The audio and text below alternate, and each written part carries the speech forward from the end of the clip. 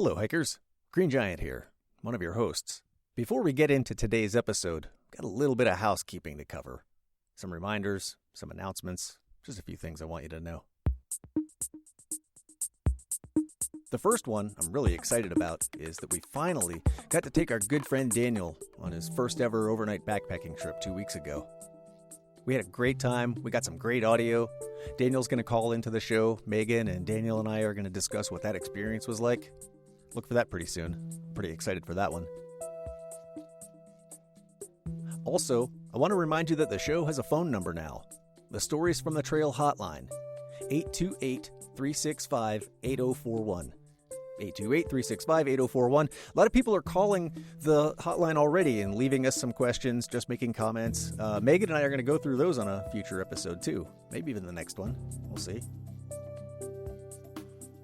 Here's an important one. This one's from the corrections department. On our last episode, the one with Keith Foskett, I made reference to my Pennsylvania accent being what they teach broadcast students at journalism school. Zach Davis called me out on that, and he was right to do so. While I wasn't completely wrong, I also wasn't completely right. What I'm referring to is something known as the Mid-Atlantic Old-Timey Radio Announcer Voice. The Mid-Atlantic Old-Timey Radio Announcer Voice harkens back to a time when men were men and women were also men because it was the only opportunity male actors got to wear a dress and feel pretty. Don't forget, the Stories from the Trail hotline is 828-365-8041. On this episode, we're going to get to spend some time with Bob Sir Packsalot Gabrielson. Bob is the proprietor of the Top of Georgia Hostel at mile 69 on the AT. He gives a great presentation the opening weekend of AT Kickoff every year.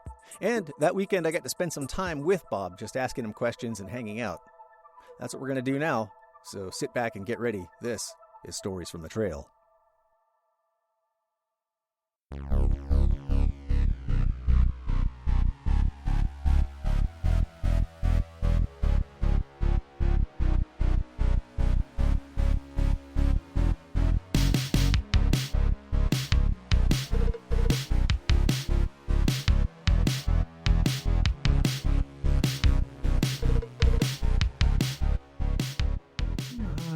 To the AT Kickoff this weekend.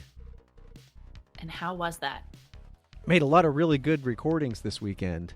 And I think what I want to do is let's talk about the schedule for the kickoff. What happened?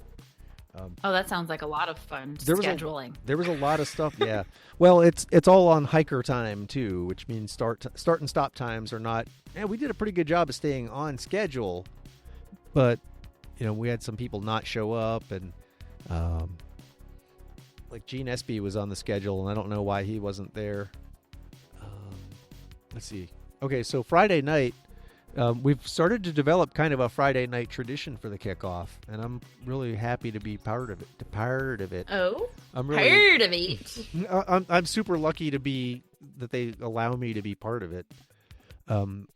So what is the new Friday night tradition? Well, the Friday night lineup is, it starts with Bob Sir Packsalot Gabrielson from the Top of Georgia Hiking Center. That's the hostel at mile 69 on the AT. And every year he gives a talk that he calls the 10 Golden Suggestions for Hiking the Appalachian Trail. And instead of 10 golden rules, it's 10 golden suggestions. Because hike your own hike. That's one of them. Yep, I think it's like wow. hike your own hike and be mindful or something like that. But Bob let me record his presentation, so I just put the microphone in front of him and let him do his thing. So nice. Yeah, I've got the entire audio for that. I don't know what I'm going to do with it. I don't know if I want to just. You could pick and choose a few things here and there that stand out. And I think that's what we'll do. And I also got to spend some time in a room with Bob in some quiet space. You'll hear in some of this audio there's a lot of talking in the background because there were a ton of people there. But Bob and I spent some time together, and I also recorded his presentation on Friday night, and I think what I'll do is I'll kind of combine them, little clips from each instead of just putting the whole thing out there. Oh, yeah.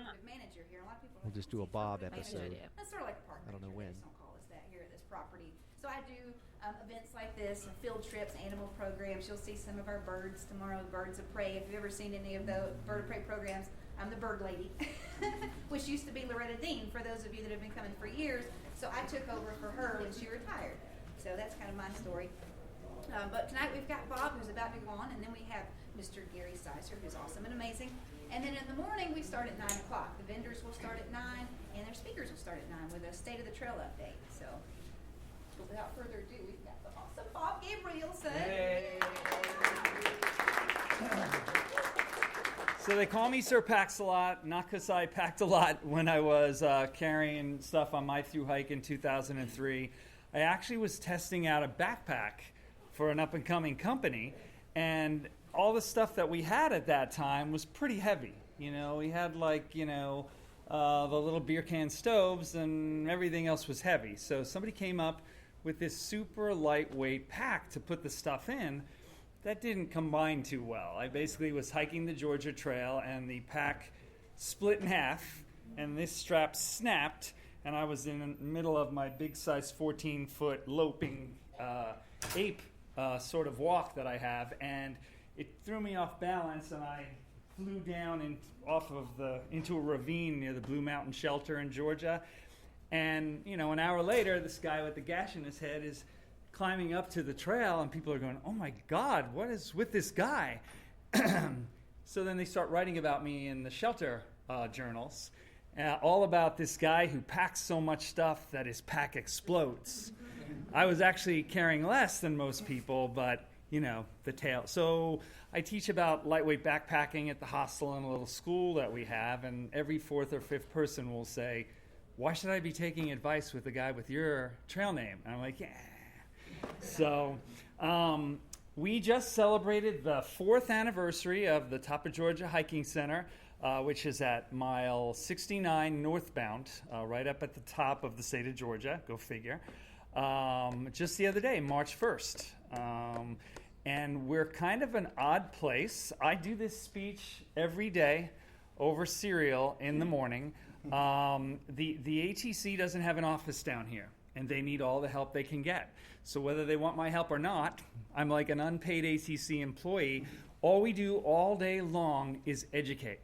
There aren't that many hostels, if any, that would basically, what I'm doing now, I do every day, every half an hour, to thousands of people. So I'll go through this with you. I've been doing this for a very long time. You'll see some of this stuff that's been paraphrased over the years. It's really common sense, and it's really, if you can come hell or high water, if you want to do a hike on the Appalachian Trail, you want to hike the whole thing, if you can just like yourself enough to hold yourself back from doing too many miles too quickly until you get north of the Smokies, like north of Hot Springs, which is at mile 275, your odds will go through the roof. Americans have a very hard concept with this. If you get online, if you know even very little about the trail, where's Tom? You're hiking for mental health. You're hiking off the memories of a war that you were in. You're hiking into retirement or into the world out of school. It's all very emotional, highly emotional. So when we talk common sense, it doesn't always go over that good. Ignorance is bliss, but not if you only go 150 miles. Maybe a few facts could be tucked into that blissful, excited thinking, and it would help you a lot more. And so I'm going to go through some of these commonsensical sort of things. Now, some of them will seem ridiculous. Some of these things seem so ridiculous, it's like, well, why would you even say that? But if 50% of people who are under 30 and very, very fit quit in a few hundred miles, maybe it's not as commonsensical as you think. Maybe it's harder for Americans to be friends with the guy in the mirror than you think. If your mom's not out there and you don't got a coach out there and you can't take care of yourself, we're at mile 69. All the time. If I told you the stories, and I will, you wouldn't believe it. Last year, we had a young man there who came in, and he had his 3 smallest toes on his right foot were black. Black like the projector, not black and blue, Now, I came up living and guiding and doing all kinds of stuff on the Canadian border in Montana. So when you see somebody's toes that are that black, you know what that is. That's frostbite. The young man was lying on our front porch. He insisted that I not call an ambulance because he wanted to keep up with the pace of his friends. And so you have a choice. Am I going to be the merry innkeeper that has great word of mouth on Facebook? Or am I going to go inside, close the door, call the ambulance anyway?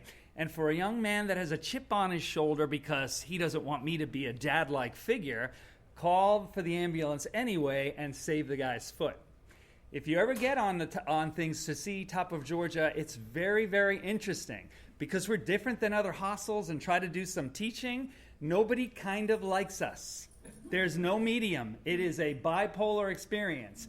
They are the greatest thing since sliced bread, or I hate that freaking guy in his speeches. So, there's a bunch of stuff there. I noticed that a lot of people who are adults like it there because they don't end up getting arrested. Go figure. There are a lot of people who literally, they'll come to a hostel and they think, well, up the hill, I'm on the Appalachian Trail. I don't have to follow laws. But down the hill in town, I better watch myself. Anyway, let me get off of that. All right, so don't let the small problems become the big ones. This guy, who looks suspiciously like me, because he is in the 100-mile wilderness of Maine, and he's got toilet paper jammed into this side of his mouth. And there's somebody else here, who's a friend of mine, who's using super glue. And what he did was, I had a deep filling, which was very little tooth and a lot of filling, a lot of that silver amalgam. And so for thousands of miles, I'm chewing on Cliff Bars and Trail Bars, and so the thing falls apart, falls out of my mouth. It's a raw, exposed nerve. Very painful, just breathing into your mouth, not let alone eating or drinking. So I get the bright idea, because of course it makes sense. If you can take super glue and you can clean a cut and glue that, I think I'm going to do oral surgery in the 100-mile wilderness of Maine on the trail, because that makes all the sense in the world that you would do that in that kind of sterile environment. Because, of course, human beings have germs in their mouth worse than a dog. So I go ahead and do that and then start begging and pleading for everybody's ibuprofen and back medicine and everything else. And I get up to Katahdin. I do my thing. I get off the trail. I'm collapsed, literally. Find myself in a Maine hospital with IV vancomycin antibiotics in my arms for a week and a half. And they basically tell me, Bob, you're lucky you didn't have a heart attack on the sign at Katahdin at the northern terminus and die and go down in history as the stupidest hiker ever in history. So when people come to our hostel and they're the guy with the frostbitten foot, or the guy who's carrying full scuba gear, or on and on and on, I have this up on the wall with these other rules. It's a little smaller than this. They're poster boards. Because all I got to do is look up there and remember, I almost went down in history as the dumbest guy ever, and they'd still be saying, they'd be coming to my hostel now if it was somebody else. Is it true that some guy actually did oral surgery and killed himself on the trail? I almost did that, so I have no place to judge. Everybody on the trail, it seems, has their turn at being the drunk guy at the party who thinks he's Mario Andretti and he can drive perfectly fine. And so when people come to the hostel and they've got a big watermelon, big, huge bruised knee, they've got various physical problems, sometimes problems at home, they'll say, well, don't worry about it, I'm going 2,100 more miles. But outside of him, you being his friend, I hope you're trying to tell him, look, you're really talking about 50 more miles. There are people who are doing a thru hike this year that are out on that trail right now who have tried the last 4 years in a row. I actually know a few of them. They basically did not learn from this, and they're just going through ignorance is bliss, and they're not learning why they didn't get on. Any of you guys like NASCAR racing by any chance? It's kind of cool, right? You ever notice that they stop? They have a lot of pit stops. They stop like every once in a while. They're changing tires. They're getting gasoline. They're all doing all kinds of stuff. You could be the guy that just decides, you know what? I want to whip down this trail. I want to whip down this racetrack. I don't got to stop for a pit stop. If you know anything about racing, if somebody really did that, what would be the outcome of that? The guy would go around like a dozen times and then bam, he would fall apart or he'd run out of gas. That's why 25% of people stop for good and get off the trail at Top of Georgia Hostel at mile 69. 20% supposedly by Neal Gap and Mountain Crossings, which is mile 31. 35% by the time they get to the top of the Smokies. And in a couple of years, as early as Hot Springs, supposedly, 50% of people have gotten off. And that's only like 300 miles. It's not that the trail is so difficult. It is. But people are difficult on themselves. And that's the thing that I see when people from Germany and other countries come in that they're better at. Also, I notice that people who are older are better at this. Just because they're not in a rush to finish, just because they've basically learned through their life. You know, you got to take care of yourself. Anyway, that's number 10. We're going back down the list to number 1. Number 9. Prepare for the harsh realities of, it's a little bit different there for the mileage, let's just say, prepare for the harsh realities of thousands of miles of backpacking. That says something stupid. Bigfoot lives in the forest because he's not afraid of civilization, but because he thinks people are total morons. I don't even know why I put that on there. But harsh realities. If you hike a couple of thousand miles, one of my toes on this foot is still numb from a through hike of the PCT in 2005. You know, it's hard to do. And it's not for everyone. A lot of concentration is put into through hiking. We have postcards all over our walls all about through hiking. What it is 1% of the users of the trail, the last time I heard from Lori Pottinger, are people who are trying to do a through hike. 1% of millions of people. There are a lot of other people out there that are doing section hikes, day hikes, whatever. So the majority of people really are doing sections, long or short, because they don't have 5.5 months to go and hike the trail. I noticed that people who do those section hikes actually seem to appreciate the trail more and go and work for their trail clubs. Because if this guy and I have our 2 cars and we go on a section hike, it's our vacation for the year. He's got a car here, I got a car here. We're soaking up every inch of it. I wish that through hikers appreciated the trail and actually saw it. Although I understand the fact that they need to have a goal. I wish that they actually saw a little bit more of it. Have your real life affairs in order. A lot of people come to Top of Georgia and basically get into arguments with their wife or husband, break up with their girlfriends. They're not on the same page about real life stuff. My wife might be great with me going out on the trail, but now she's got to take care of our 4 kids. 2 months from now, she's not so fine about it. My job, yeah, it's pretty good. Don't worry about it, man. We're so proud of you. You go on your hike. 4 months later, the you-know-what is hitting the fan. We've got to hire somebody to replace you. Then you get back and, you're replaced. It's sort of nice, even though ignorance is bliss, to think ahead a little bit in a mature fashion and think to yourself, if I'm going on a once-in-a-lifetime hike, then I've basically just got to put up with some of that. If my grandmother is on her deathbed, I'm going to go see her before I leave. So I'm okay, and we talk. So that if, God forbid, something happens, I'm okay with it. The world does not stop for you. Through hikers think that many times. The world keeps going when you're on the trail. Even if you want to get away from the trail, it's going and going, people's lives. It would be nice to have your automatic bill pay set up, make sure the people that you care about are okay with your trip, and so on. Take the time to see what you see. This is the Mount Cameron Fire Tower, which is 0.6 miles off the trail on its in the Smokies on its northern part, right as you start seeing signs for Davenport Gap when you're about to descend into the northern part of the Smokies and get out of the Smokies. It's a restored fire tower that you can see is sort of medieval like Game of Thrones, but it is 0.6 miles off the trail.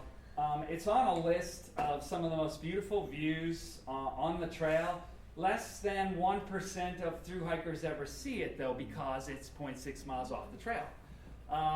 5 miles north of Springer Mountain, there is a sign about this long and about this high, and if you're hiking north, you can actually touch it from where you are. It says Long Creek Falls. There's a little falls that you go down. It's a guy actually, because he loves it so much, wrote on it with the Sharpie 155 steps. No one sees the falls, let alone the secret of the falls, which is if you go down this falls, which is like the distance from Top of George's front door to its mailbox, you basically have this pretty little falls and this lagoon. But right over to the side, there's a stack of rocks. Probably the rocks are about as big as these squares I'm standing on, and it's probably only about this high. You jump up to that top rock if you knew about it, if it wasn't just about mileage being written about and about gear being written about. If somebody wrote about this so you could read it, you jump up to the top rock and there's a carving there of a figure in profile with his arms straight out. And he's got this thing in his hands that's like kind of roughly eroded away. And it looks like it's sort of like a soccer ball size, or a volleyball maybe, in reference to the size of the figure.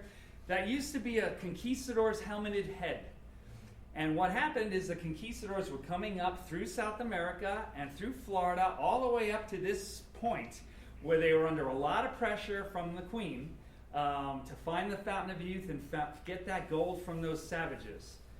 The savages didn't have that much gold. They had a few scraps, and there wasn't any Fountain of Youth, so they kept getting pressure from the Queen, and they kept pressuring the Indians, slaughtering them, torturing them. The Cherokee were very smart. They knew they were coming. They set a trap. So when they came, they made it look like they had more gold than they did, and then they had a little brave pretend to slip about the sacred waters. They ran out down into this little chasm in this area 5 miles north of Springer, and they basically trapped them, grabbed the captain of the guard up to the top of the little falls. The Cherokee chieftain took his sword, beheaded the guy, and then, as in the carving, held out his head, did this ceremony, and threw it over the falls. And the translation at the time was that they all joked about it was supposed to keep the white men away forevermore. Ha ha ha. 2 years ago, they retranslated it. It was supposed to keep the metal men away forevermore. They never came back. What if there were 40 places like that? The real Grinch that stole Christmas's gravestone and the story? That looks familiar. 2 feet off the trail. Go look it up when you get out of here. I dare you to find it.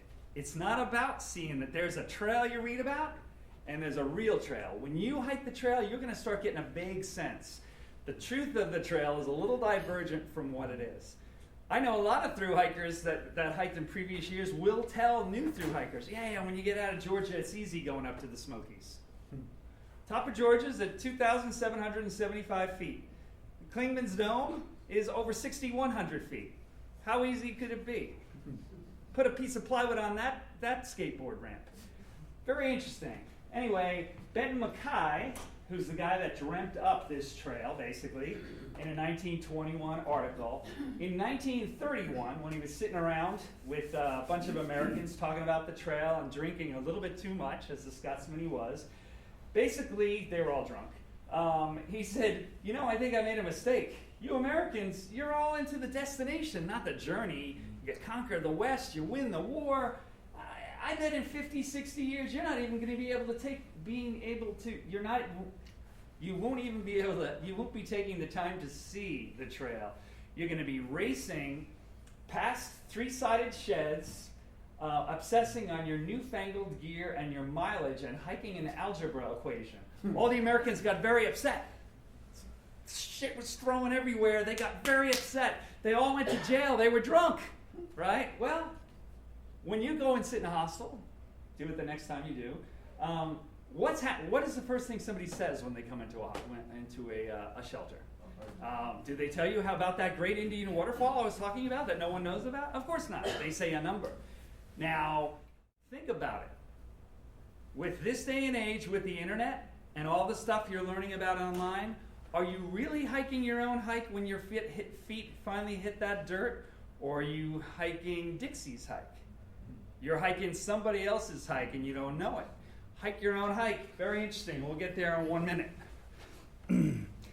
By the way, if you do a hike or you do section hikes, talk to people who have through hiked the trail before. Don't take my word for it. Talk to people who have hiked the trail before. They'll always say something very similar to this. Well, you know, I hiked the trail in 1998, and I've been working for my trail club in Georgia. I was talking to Packsalot about these stories, and I've been finding out that I was racing the trail, and there's a whole other trail. I'm like, did I even hike the same trail? My dad bet me $500 I couldn't do it. I was under all this pressure. Now, I'm going to see the trail that I didn't even see. My wife, she's probably going to divorce me, but I'm getting on this trail. I don't care if I get to Katahdin. I hope that I do, and I do another through hike, but I want to hike it the right way. Perk up when they say the right way. Some guy, a through hiker who's leaving here right now is 1% of the trail. A guy who's hiking it a second or third time is 0.00001% of people using the trail. This guy's going through a lot of trouble to see the trail that he wished he would have seen. And you're going on a once-in-a-lifetime experience. Could you take 12 more days to see stuff like that? Nah. It's up to you. You can make this a fingerprint experience. You don't have to hike everybody else's hike and say, I'm hiking my own hike. There you go. I've been accused of this. There are a lot of people on the trail, don't laugh, Tom, who are accused of having a big mouth and a big head. Shut up. And when you're out on the trail, they're the guys that are always saying, you know, nice shoes, man, but hike your own hike. All these people are saying, this guy says do it this way. If you get on White Blaze when you get out of here and just ask a simple question like, I'm sorry, I'm new to this, but I just kind of want to know how to filter water. 10 guys, grumpy guys, will like pound all over you. It's like, I'm always like, can't you give the new guy a chance?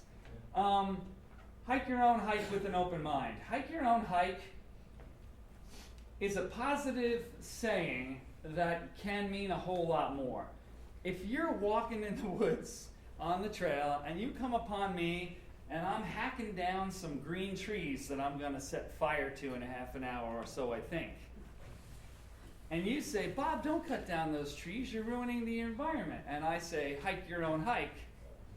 That's basically using that phrase to mean mind your own, you-know-what business.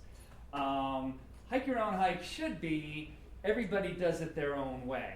But I think the trail has more of a responsibility than that. You don't have to be a Budinsky, but everybody in this room has a couple of grains of people skills where you know, all right, I talked to everybody in this room but 3 and Tom. And then, but the rest of the people, they wouldn't chop my head off if I went and said, hey, don't chop that green tree down. Realize if people did that Johnny Appleseed approach, we can keep the trail as pretty as it is now. It really, I mean, do you think you would see if every single one of these people in here went on a hike tomorrow and they were the through hiking class of 2018, and whenever you saw any trash on the trail, a few pieces of trash, you picked it up right before you went into a hostel or a road crossing, you'd never see any trash. It only takes a little from everybody. After you've gone the first few 100 miles on the trail, there are no bear cables or bear boxes anymore. Maybe a lot of bears are being euthanized that you don't even know about, and it would be a sticky situation if you did. You'd get pissed and you'd say, we need more bear boxes. But maybe if everybody didn't hang their food like they don't, if you got in the books at the shelters and went back 3 pages, please, just go back 3 pages. If you see that something's going on, that a lot of mice are getting to food, or some whacked out bear keeps stealing Gary's stuff every night at 8 o'clock, you go, Gary, do you have any cord?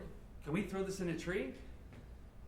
If you hiked 2,100 miles and did that 6 times, when you meet a leave no trace geek like me, you literally can say, you know what, I'm not perfect, and most of the time I didn't do anything, but when there was an issue, I didn't contribute to it. Like the trash I just mentioned, if everybody didn't contribute to it, there would be no problem. Every one of you, the little piece, it's the little steps, the little things that make a big deal. And then, of course, I love hike your own hike. I add those words, with an open mind. So, what do you do, sir? I'm a landscaper. Okay, all right. He's a landscaper, Jim. Thank you, Jim. Okay, so Jim's hiking the trail. He's out here. He's trying to help out. He's trying to be a good soul, all of that. If you can't have an open mind on the Appalachian National Scenic Trail with a beard down to your belly button under an assumed name in a place where everybody loves each other, do you think you're going to have more of an open mind going back to your landscaping job or being an accountant or going back to Home Depot?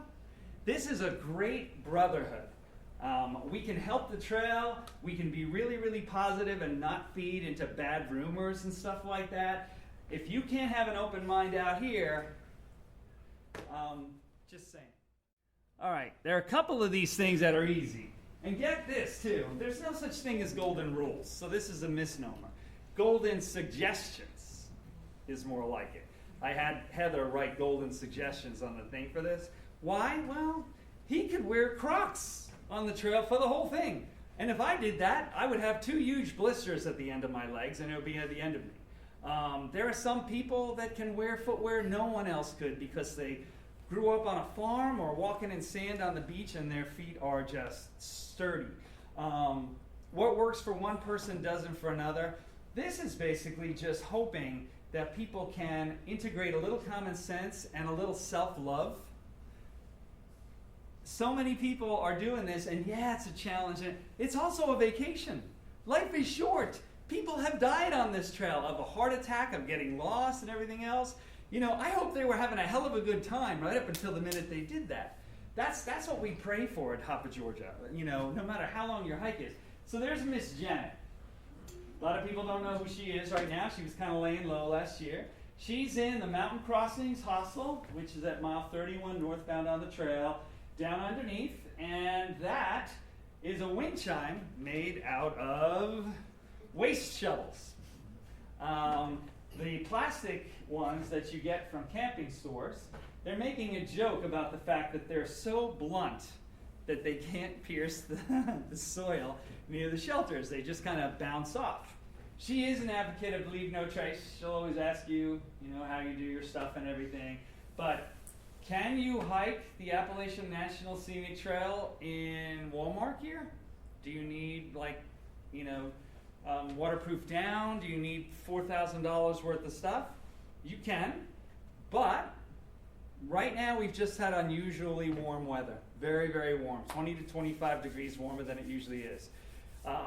Just north of top of Georgia into North Carolina at Standing Indian Mountain, I know tomorrow night it's going to be down into like the low teens. If you have a 40-degree Walmart bag, you're saving money here, but when you're taking shuttles to get the heck off the trail because you're freezing to death and having to get off more often, it actually balances out. I know a lot of people who don't have any money that will start off with really inexpensive gear and they get disability checks each month. So what they do is they upgrade as they get those checks each month. Number 2 is the other one that everybody knows because they make sense. Number 2 and number 3 basically are all about be physically prepared. Makes sense. So far, everyone except for number 2 and number 3 have all been about attitude, about foggy stuff, about the 2 that everybody knows, that everybody comes to the trail with is you feel better if you're physically prepped because it doesn't hurt so much, and I got to get gear. If I get an iPhone X, I'm going to Katahdin all the way. Of course, you know why? I can feel it, smell it, and touch it. All that psychological mumbo-jumbo, forget that. Ask anybody who's had problems with alcoholism or memories from war how solid those memories really are. It's all about this and this. That's what gets you there. There are some unofficial figures being murmured about from some people that are suggesting that if you are a senior citizen and you've gotten past a few hundred miles into the trail, which means you're serious, you've gotten past that, that your odds might be way, way higher of doing a through hike than everybody else. Way, way higher. Not 1 in 5. Maybe a lot better than that. Why would that be? What's a bad day to somebody who's 69 and worked in a sheet metal factory his entire life? What's a bad day to a 19-year-old? Most 19-year-olds haven't had a girlfriend for 5 or 6 months or a job. The only thing they've done for that long is something they were forced to do, which is go to school. Imagine being in a job you didn't like, or a marriage you didn't like, or nursing someone through cancer. If you've got more years on this earth, you've got more time for ups and downs. Don't quit on a bad day, one of those rules that were back there. I think that is, unless you were born in Bosnia, it's a whole lot different. And I think that's where people who are older have a considerable edge. Be mentally and attitudinally prepared. At Top of Georgia, we just hope that people have their head about them, and like this year, no rain, no main. And no matter if they hike one day or a year or however long they hike, that they just love the thing. I know everybody's friends wishes they were hiking with them, and they probably would have quit a lot sooner than Top of Georgia. But we just try to hope for that. In between all the rescues that we see at our location and all the oddities that we see at our location, we refer to them as lost souls, a lot of those people. When last night, when I was getting prepped to come here and do this, there was a man lying on the driveway of Top of Georgia in the rain, in a leather jacket and no gear whatsoever. And he got up and he said, "Thank God I'm at Springer." And I said, "You're not at Springer." He goes, "No." He goes, and he didn't have any money, and he was a little drunk, and I was going to let him into the hostel, but I didn't want to disturb people, so I took him down to a little stealth camping site. He saw a post in the ground that had the blaze on it, and he crawled over to it. He had fallen down. He crawled over to it and hugged it, and then just plopped down on a 4x4-foot tarp and just laid there in the rain and slept for the night. He obviously has a great attitude. I don't know where he is mentally, but I hope he has a good time. And no matter where you go with your time on the trail, I just hope that you enjoy the heck out of it. And please treat it like you would your own backyard, because the stressors, especially on this part of the trail, with all of the people that we see, thank God for the ATC and the Georgia Appalachian Trail Club. Thank you, Georgia Appalachian Trail Club, for cleaning up this trail after Hurricane Irma. If any of you have hiked on this trail since mid-September, you will see a ton of trees down. I went to Disney World right after Hurricane Irma, and I saw a few roof shingles off of roofs and a few palm trees down, but it didn't look anything like what it did up here. The trail would probably still be closed if all of those Georgia Appalachian Trail Club people hadn't been working around the clock. And they should be proud of themselves. Oh, hold on a second. I might have tripped around. Hold on. Let's see, number 6. Hold on. I thought I did. I skipped this one. That's why I tried to hit it at the end. All right, this one. Oh. Don't quit on a bad day. Yeah, this is kind of convoluted, sorry. Don't quit on a bad day. It is very important that there are a couple of sayings on the trail that you'll hear all the time. Don't quit on a bad day. The trail will provide. And don't quit on a bad day. The trail will provide. And hike your own hike. Hike your own hike. You saw Mayor McCheese with the big head. Don't quit on a bad day, which is this. And the trail will provide. Well, don't quit on a bad day. If you feel like quitting, this is an adventure. This is a big deal.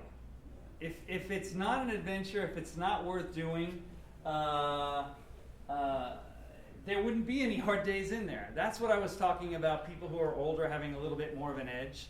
I think they understand a little bit more that every day isn't gonna be fun. Even on the funnest thing of their lives, you might not remember the more difficult days. And a lot of people will impulsively quit the trail and then 2 months later say, damn it, I shouldn't have quit. So try to hold back. Try to hold back for a few days and not quit if you're feeling like that. And then, if you still want to quit later, that's fine. But another trail saying is the trail will provide, which is a lot of times you'll feel like quitting and a couple of days later you'll see the most beautiful thing in your life. And you'll say, thank God I didn't quit. I remember I was wanting to quit and all of a sudden I found myself on Max Patch near Hot Springs, and there's a 360-degree view. There are people up on this grassy bald who are flying their tent flies like kites. And I'm seeing this view that looked like a lower elevation of, Sound of Music scene where Julie Andrews is spinning around at the beginning of the movie. And I thought, this is so beautiful. I'm glad I didn't quit. Like I said, what's the definition of a bad day? For somebody who's been nursing their wife through cancer and working a tough job, no day is a bad day. This is a great thing. Now, last senior that I talked to, just recently said, Bob, every day's great out here. They'd have to hit me with a truck to get off of this trail. I did have someone on the younger side a few years ago in the town of Hiawassee, where we are, quit, he said, because we didn't serve beer on Sundays in our town. So it's a whole, you know what I mean? Number 4, simple, kinda. When I go to Disney World, it's easy. My wife says, Bob, you want to go to Disney World? I go, yes. She takes a while to pack. I go and take a few drawers and put them right into a suitcase and go, let's go. Let me get my Mickey ears on and my pin and I'm all set. When people get on the trail, they don't know what their bare necessities are necessarily. They go with things like they hike with their fears. Many say that the size of your pack is commensurate with the size of your fears. So, if you're afraid that there are bears that are going to be jumping out behind every tree to jump on you, you could be like people I've seen come to the top of Georgia with 7 machetes. They're very attached to these machetes. They have Bear Grylls name written all over them and everything. You got to really pick your battles. So usually I try to get them to get rid of some of their machetes, and then then Colin Gooder maybe and Franklin gets to do the rest. But the thing is, if under most things, it's better safe than sorry. But when you're hiking, ounces make a big difference, especially depending on the type of pack you have. So we hope by the time you've actually gone through the state of Georgia, gone through mountain crossings, and gone through us, that when you're starting to get into higher elevations, going up to another 1,000 feet higher than we are, that you actually understand what those things are. And I still think, I think a flip-flop is great. I think a southbound is great. I do still think that with all the trail support, that this process is a little better. There are some people that do slack packing through Georgia, people that I know and I respect, but I don't think that slack packing the entire state of Georgia, where you don't learn to understand your gear and want to get rid of weight, and that are handed your full weight right before you're about to start getting a lot higher, is a good idea. I think you need to really go through that school, and a lot of people do. They'll get off the trail before us, they'll get off into town 3 days, and they'll get back on. If you're from Florida or Ohio and you don't have anything to train on, or you have relatives like that, try to get them to put a real weight pack. Not my base weight.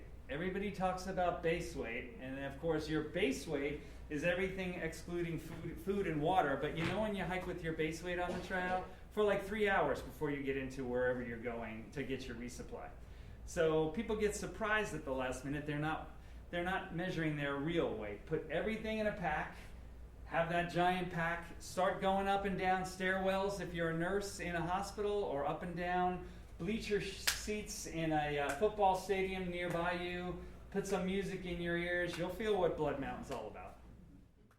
I think that we are programmed to be in a rat race. People go to the trail to escape the rat race. They go on all the time and they basically start out with, we're just going shelter to shelter. We're just going 8, 10-mile days. After a few days, that is scrapped. Because if Tom and I get on and we're basically doing that, all these people are coming in high-fiving that they did 23 miles and everything. And we're kind of new at this and we're looking at each other going, I guess we're supposed to be doing 23 miles. And before you know it, and your pride has a lot to do with this, okay? I'm a Triple Crown hiker. I've been around for a long time. I'm not in shape now. I'm talking about hiking and eating junk food and getting stuff around the middle. If I went on a hike with one of you guys going hiking tomorrow, my pride would be in there. Oh yeah, I know what I'm doing. I would probably grind myself into the ground just like a lot of people do in the first few 100 miles because my head still thinks I'm a lot younger and I'm in another type of shape. Try to work with what you got. Older people have the psychological advantage. Younger people have better knees. It's touching to see them become best friends. Think about that. Any of you guys who know about the trail know this is true. 70-year-old people and 20-year-old people on this strip of dirt make best friends of a lifetime.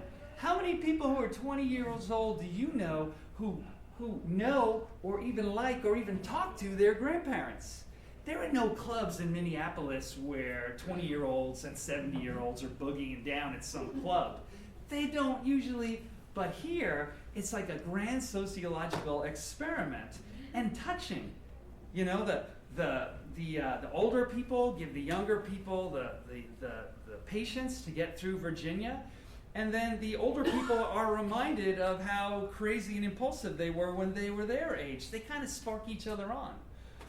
This is a wonderful place full of wonderful people. Try to keep the common sense God gave you on the trail with you. If it makes sense at the street corner nearest where you live, it makes sense at the Blood Mountain Shelter. So if some guy is saying this craziest thing you ever heard and you're desperate and you figure everybody else is an expert, it probably doesn't make sense if it doesn't make sense near where you live.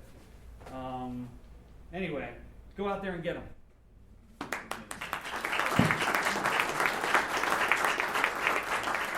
All right, now you can go.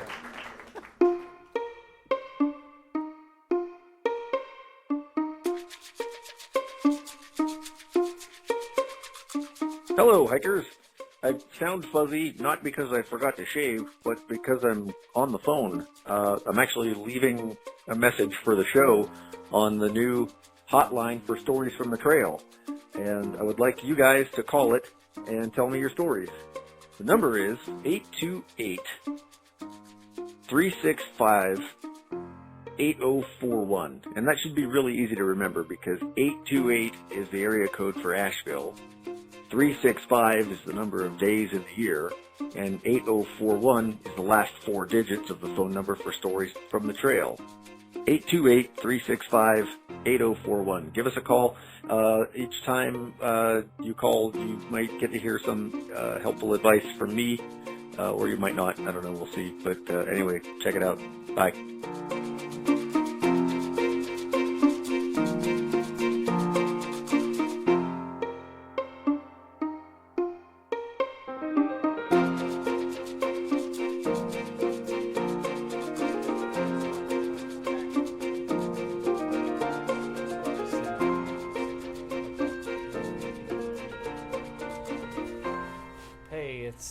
Bob. You don't have to look at it either.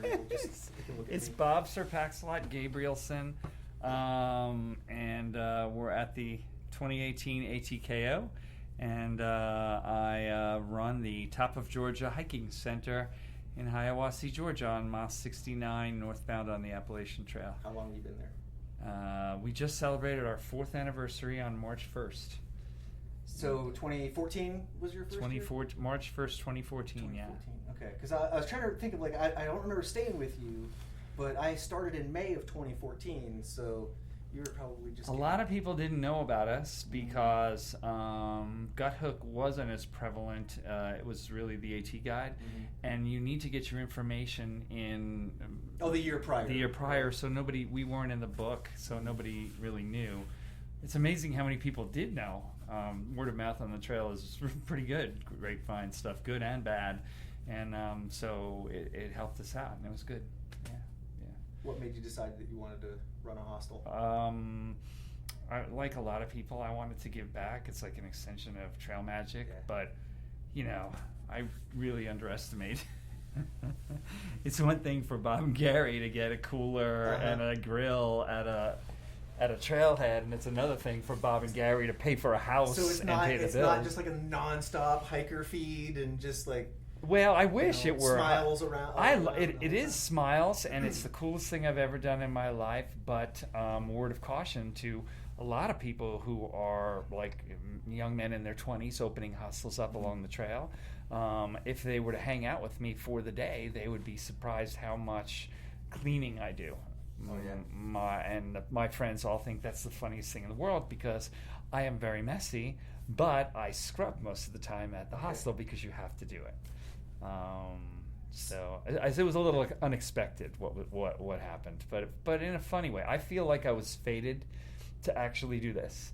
I did not realize that running a hostel at mile 69 in March and April of every year, that I thought the most intense thing that I would ever do was to be a social worker on a psych unit in an Atlanta psych hospital. That's what you did before? Yeah. Well, I was a hiker, but I also did that on the side because I had the degrees for that. So I did that on the side, and it was too intense for me to do that. Mm-hmm. So, of course, I opened up a hostel in this area where people are hiking off the ghosts of wars, and we have a whole history since the earliest through hikers, hiking off wars and using it therapeutically, that it's very, if you're a hiker in the stream of salmon, you're just realizing flex. When you're the catcher's mitt or the net in the stream, the hostel, right, you're like, oh my gosh, this is intense. So God has an interesting sense of humor because I had some training, and then I'm here. And if I hadn't had that training, I think I probably would have given up in after a year. I think you have to have a very charitable spirit and to be a very patient. Yes, you do. Patient soul. And the man who had a hostel 4 miles off the trail, we're a mile off the trail, was famous for, he was a preacher, and he had the famous Blueberry Patch Hostel for 22 years. Who's that? His name was Gary. Gary and Lenny were their names. And so the guy who I'm following was basically the kindest man you'd ever want to meet, basically as close to a hostel owner to Jesus as you could ever meet. Oh, wow. And so I'm following up that act. I'm not that kind. I like to think I'm that kind, and I really try. But right. So, how much of your kindness is motivated by religion? It's not. I mean, I'm Christian, but it isn't really. When I was 15 years old, I got out on the Georgia Trail with some people from Montana who were a little older than me. My dad sent us out here to hike the Appalachian Trail. And they didn't want the whiny kid, who was me, to be around, so the couples kind of left me every day. Mm-hmm. No stove, no fuel, no nothing. And some man who I, in my memory, see as old as Yoda, but was probably as old as me right now, kind of took me under his wing, helped me out, gave me some gear, and described to me, and this is in 1977, because I'm in my 50s, the pay it forward concept before there was a name to actually put to it. Yeah. This brotherhood on the trail, right? And so I basically went from there, and every time I pay it forward, it comes back a lot, up to and including, some people said, you should open up a hostel there. We could really use it. And I said, okay. And with a childlike faith, and it happened. I would say to any of those young aspiring people out there, do not start a GoFundMe campaign in order to do that.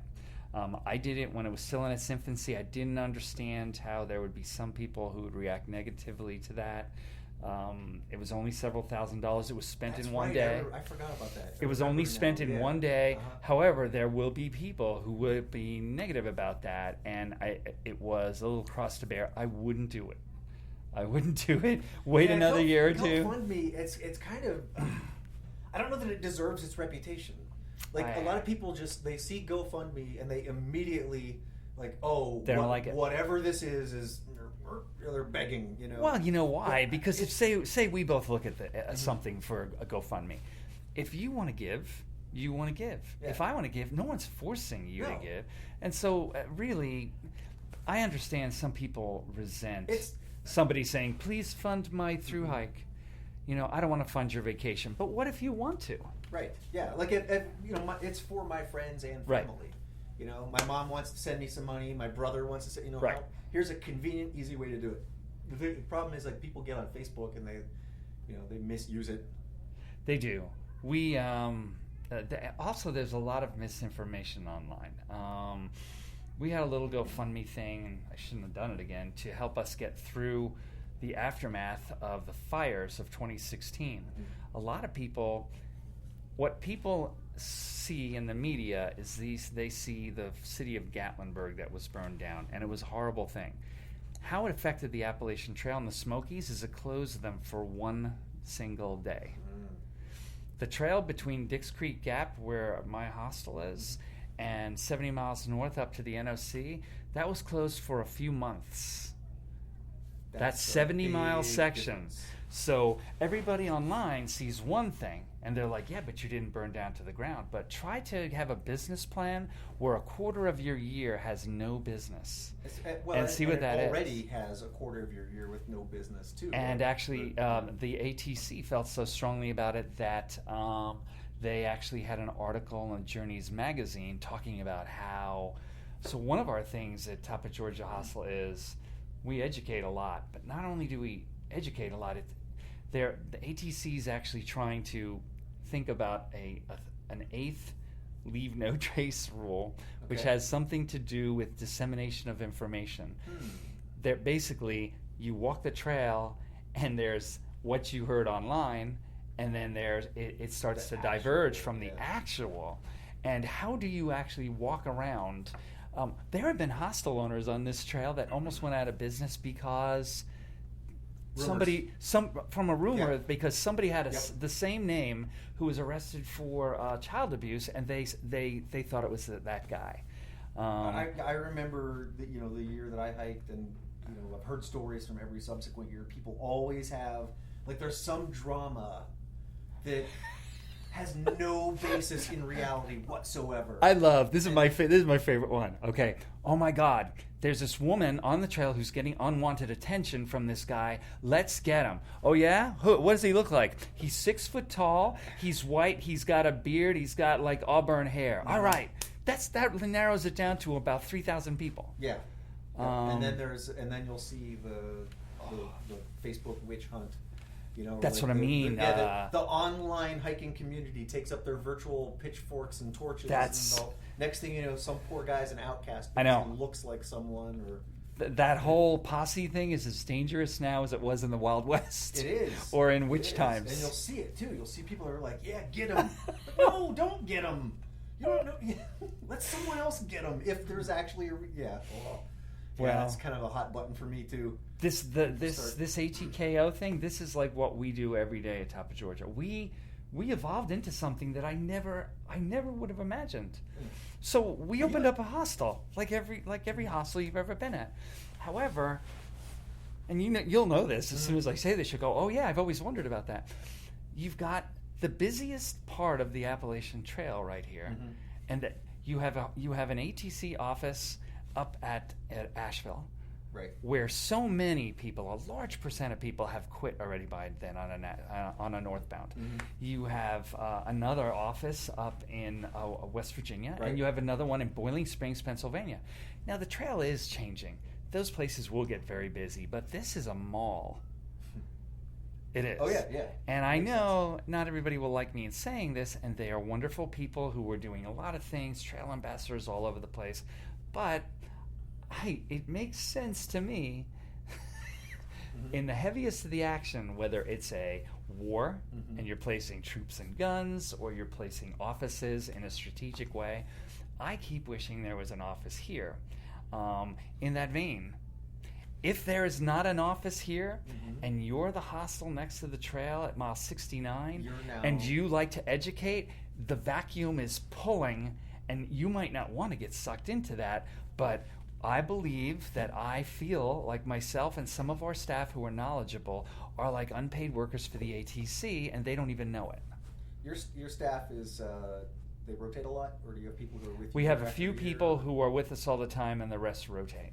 Okay. But the speech that I made on Friday night, the thing that I'll do tomorrow morning, I do those every day. From 7 in the morning to 7 at night, I'm basically doing seminars round the clock and begging the local trail club to please come up and be somebody else to make the speech. You ever get sick of it?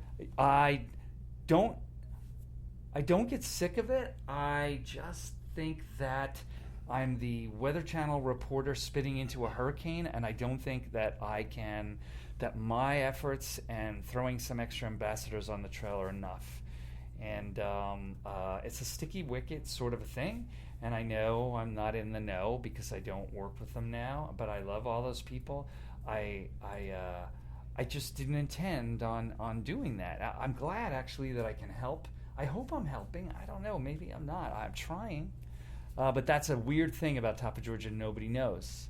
It seems like just because of where you're physically located, Yeah. a high percentage of the hikers you see are unprepared, uneducated. We have another place. Mountain Crossings is there. There are other places that have been there, but their main tenant really is selling people gear that they got wrong. What I want to know about is tell me about a time when something that a hiker who was staying at your hostel did something that kind of surprised you or inspired you or made you really feel good about the hiking community. Well, you know what? The other day, an old man who's been hiking the trail multiple through hikes, actually, he knows that I get a lot of flack for stuff. If you have an opinion, you get a lot of flack. You know that. He basically took me aside at Unicoi Gap like 2 days, and he go, just to say, you're important. Keep doing your thing. And for 4 days, it made me feel good. People don't know. You know, it reminds me how a few good words to hikers make the difference. They must make the difference in them actually finishing a hike or at least feeling good when they get off. Because somebody just saying that to me made my week. Yeah. You know, it's got to. I love... there was a lady a few days ago that came in and basically just made me feel all kinds of things. She said, Bob, I feel like a loser. But if I hike the trail, I know I'll feel like a winner. And I was like, oh, should I say it? What should I say? I'm like reaching back into my old occupation. And so I did. I said, you know, when you get back home, the sky will be the same color. Your husband will be the same way, probably. Your children will be. Your mom will be. You know, maybe if you felt like a winner right now, then you'd feel good about no matter how far or short you actually hike, and it'll all kind of come together. In other words, a lot of people think that the Appalachian Trail is a magical wand that will take away your problems and dub you a winner. And you'll see there are Facebook pages that are for PTSD and stuff for people who have hiked. It is I have to say, there's some miracle to it. I actually came up with something the other day, and I do believe it's true. A lot of young people, even the most positive in this day and age with our politics and everything, I think they think they're smudged just slightly, at least, into thinking, think people are basically bad, they're out to screw you there. And then they come out and they hike. And they're in this great environment, and they don't even know. They say that they changed and everything, but they don't know it. What it was is they just got smushed a little bit into the other direction, which seems minor. But to say people are basically good and they've just lost their way and maybe you just have to give them a chance means the difference between people who have called me and said, Bob, I'm at Kennedy Airport in New York. I'm not going back to my stock trader job. I'm going off to work with the Peace Corps and dig wells in Guatemala. And I mean, it's like a sociology class you can't teach any other way. Where do you know that senior citizens and 20-year-olds party, in New York or Minneapolis? Nowhere. Most people don't even know or like their grandparents. On this trail, they make lifelong friends. It's true. It's amazing. The young people learn all this stuff. Where would they learn that stuff? It's amazing. I think the Appalachian Trail is a miracle. It's just a tricky miracle, and a lot of people on it make it more tricky. Was the AT your first long hike? You've done all three. Yes. AT first, 2003. PCT 05, and then the CT 06. So when you were on the AT, can you remember? It probably happened earlier in your hike too, but can you remember like being on the receiving end of that kind of encouragement or inspiration? Yeah. But I had done a lot of section hikes and a lot of volunteer stuff, and so I had actually give a moment that stands out where somebody when I did my through hike get you through a tough time. Well, I had done so many section hikes of it, completed it before I did the most memorable was the one when I was a 15-year-old, and this young man took me old man took me under his wing on my through hike. Basically, Bob Peoples said he didn't even know me. He wasn't even looking at me. He was just he was saying something to somebody else about what kind of adventure is this if every day is great. Can't you just stick in there and see how it happens, And the way what he said about it being able to accept the unpredictable and that making it the adventure. The people that I see have a problem with that because Siri tells me how to do it. Gut hooks leads the way. Bob, I don't want a complicated answer. Don't give me grace. Give me a black or give me a white. What's the average weather in Georgia? I don't want to know you've broken every weather record in the last 4 years. Give me an answer. They want black and whites, and Bob Peoples was telling me way back then, and telling a group, not even me, there are no black and white answers, as in life. And I some of those things clang around in the back of my little head once in a while, and I'm like, this is so bizarre. How much truth this has in life, and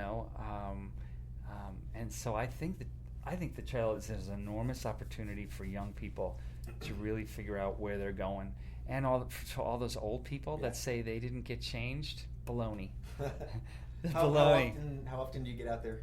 I don't, not as much as I should, because I'm usually doing this. I'll usually go and do a day hike or like a few day hike maybe every couple of weeks. Yeah. I'm making it, that was my New Year's thing. Because I thought living right next to the trail at the hostel, I'd be... Oh, it's all the time. That's what I thought. I'll be on it every day all the time. Yeah, so instead, I see it out the window beckoning to me, and I'm talking.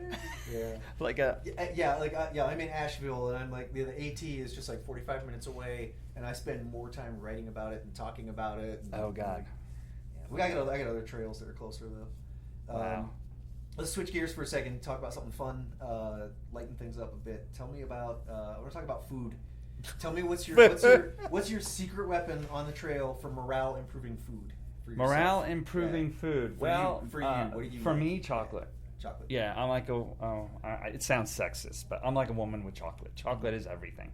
You can get me to do anything for chocolate. You actually can. If you met me and said, Bob, I'll give you chocolate if you hang a bear bag, I'll say, give me the stuff. Whatever it is.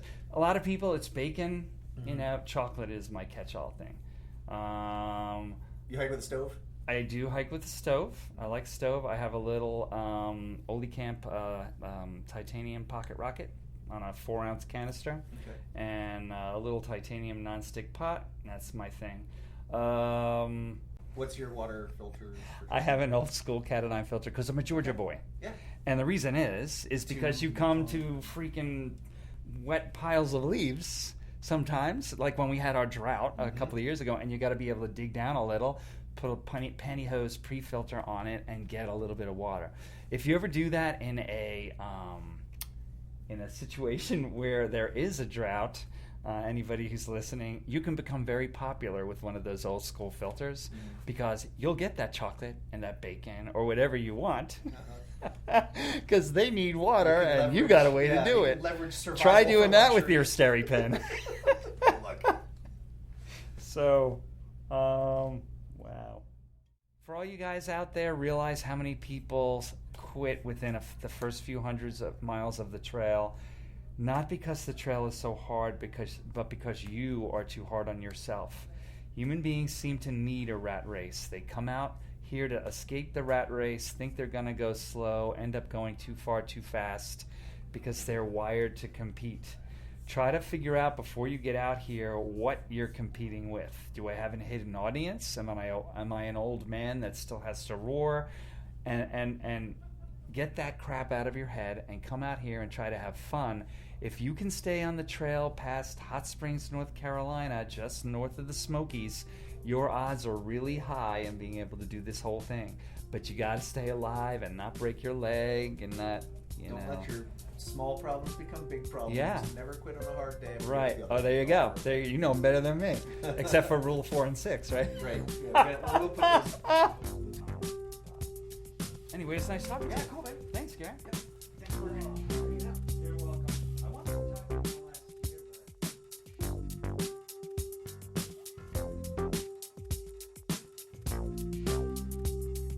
Stories from the Trail is a production of thetrek.co. Zach Davis, editor-in-chief. Your hosts are Gary Sizer and Megan Thompson, with music by Lee Rosevere. Guy Who Yells Oglethorpe was performed by Chris Van Riper, known on the trail as Vanch. This episode was recorded partially on location at Amicalola Falls State Park Visitors Center and at the Lodge, and mixed, edited, and recorded here in Blanket Fort Studios, which is just me in my basement with a blanket over my head. Thanks for listening. I'm Gary Sizer, Green Giant. Happy trails.